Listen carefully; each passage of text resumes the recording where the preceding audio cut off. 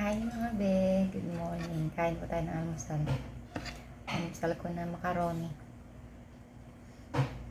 Leftover to kagabi. Hindi rin ako kumain kagabi kasi inabot na naman ako ng machika ko pala. Ang dami namin work ko doon. Chika ko lang namin. Ngayon, pag sobrang stress ka pala, sobrang tension, yung dami-dami mong iniisip, doon pala talaga umaatake yung ating anxiety at I think it's normal. Sabi naman ng ibang doktor na ako, normal yun na magkaroon tayo ng anxiety. Kasi yun yung nagiging fuel natin para maging, nagkaroon tayo ng agility moves, para maging maliksi tayo sa yung reason ang anxiety. Pero, pag desobrahan na siya, ako kasi, nagpupuke ako, sumasakit yung bato ko, tapos nagpupuyok talaga ako, tapos kailangan talaga siya mag-puke. Whether I like it or not, I have to. Tapos ayun na-restrict ang lola nyo. Na-restrict ang lola ninyo, kala likes at comment ko. Tapos yung mga inaanong kong mga dami-dami ng marami-rami ng followers, hindi nagpa-follow back. Kasi ayaw nila ng pero huwag tayo sumama ng loob sa kanila kasi normal lang yun kasi syempre kung ano kasi ini-entertain natin yun yung magiging tayo. So pag nag-entertain tayo ng mga medyo walang kwenta ayun, syempre maapektuhan din tayo siguro.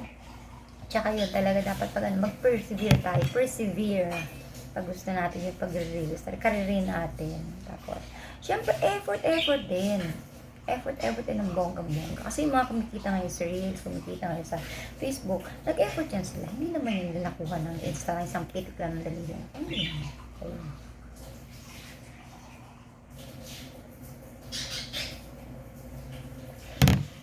Ang blooming ko today, salamat sa Diyos.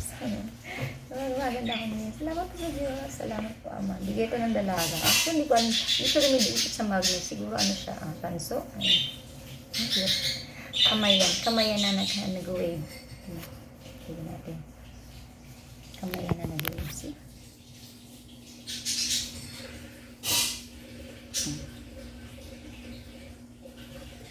Kamayan. Bigay siya ng dalaga. Nasipan ko lang sa kanya kasi parang feeling ko. Tapos ito namang damit ko. Sponsor to ni Jenny Rose Luba.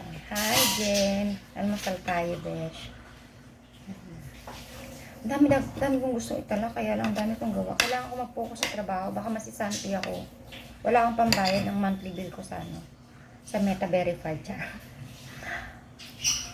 Ngayon na, nahamak. Ingat tayo palagi.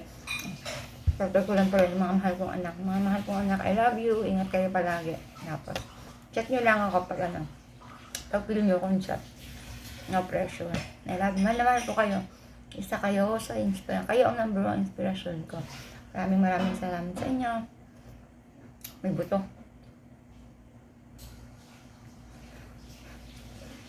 Ingat po tayong lahat.